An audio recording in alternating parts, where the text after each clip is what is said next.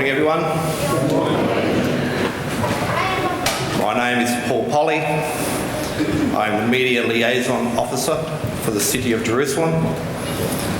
I'm here this morning to read to you a prepared statement regarding the events in Jerusalem over the past few days. This is the statement.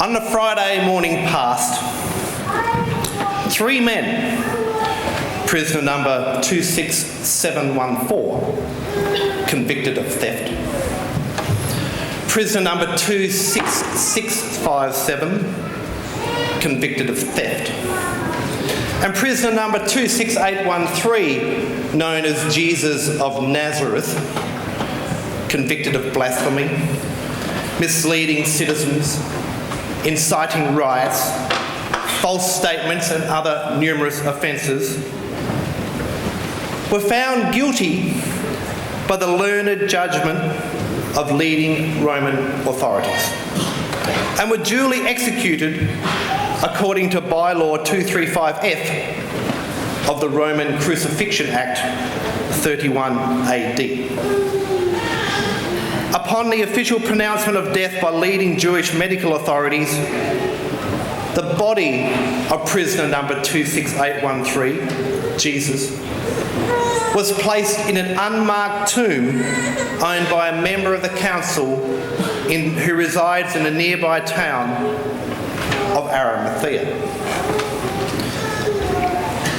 At 5:30 a.m. this morning, it was discovered that the corpse of Jesus of Nazareth had been removed from the tomb by person or persons unknown. The chief priests wished to make it known that they will leave no stone unturned in their endeavours to find those responsible for the thefts. And once found, such persons will find the full weight of the law under Section 345T of the Stolen Corpses Act. This ends the statement. If you don't mind, I'd like to get back to my hot cross buns and coffee, so if there are no questions.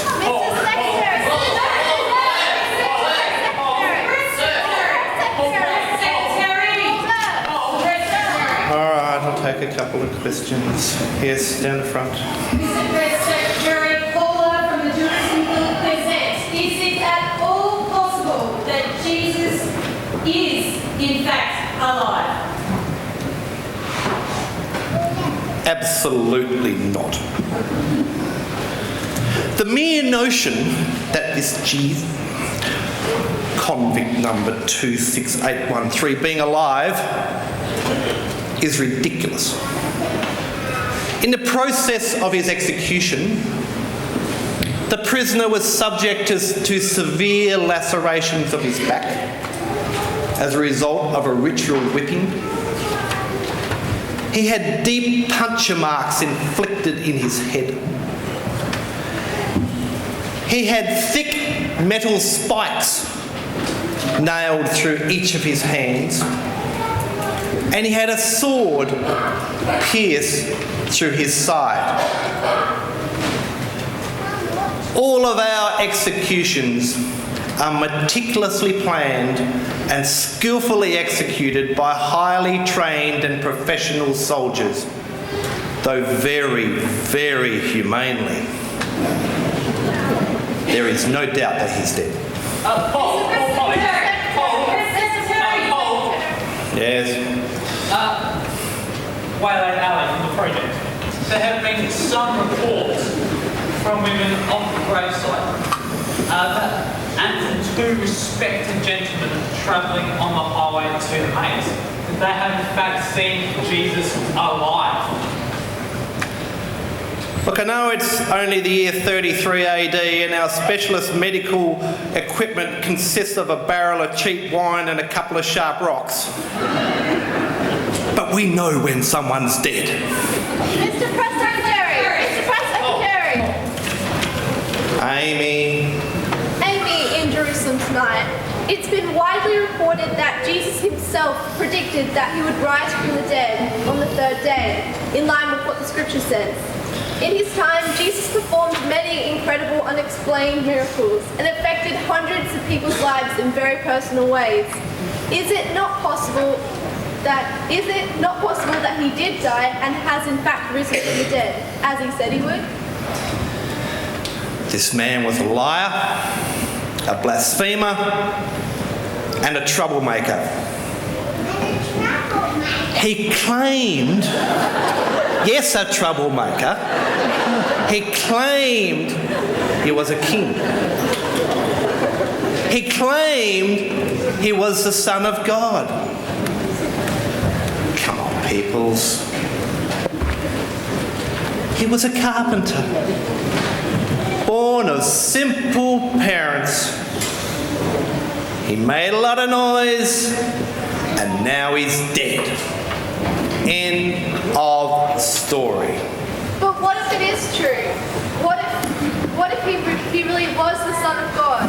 Surely God could raise him if he really wanted to. He said in the scriptures that he would. And if he can raise Jesus from the dead, then he could raise all of us from the dead, and we could all live forever. And he did talk about preparing a place for us to live in heaven forever. And you can't do that if you're dead forever. Now you listen to me. And you listen to me good. For this person to have risen from the dead, it would have to be the most incredible thing to have ever happened in Jerusalem. In fact, no. It would have to be the most incredible thing to have ever happened in all of the world. For this man to have beaten death, and even if he actually was the Son of God, then today is probably the most important day in all of history. But do you really think that anyone's going to remember today in a year's time? Or in 50 years? Or in 500 years? Do you really think that people are going to be claiming that this man's life is changing their lives in the year 34 AD, the year 576 AD, the year 2018 AD? Come on. Yes, convict 26813 died. And unfortunately, his body is missing. Stick it on page 7 on the paper.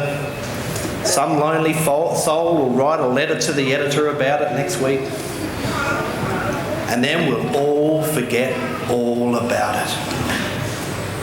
Unless we've made a very big mistake.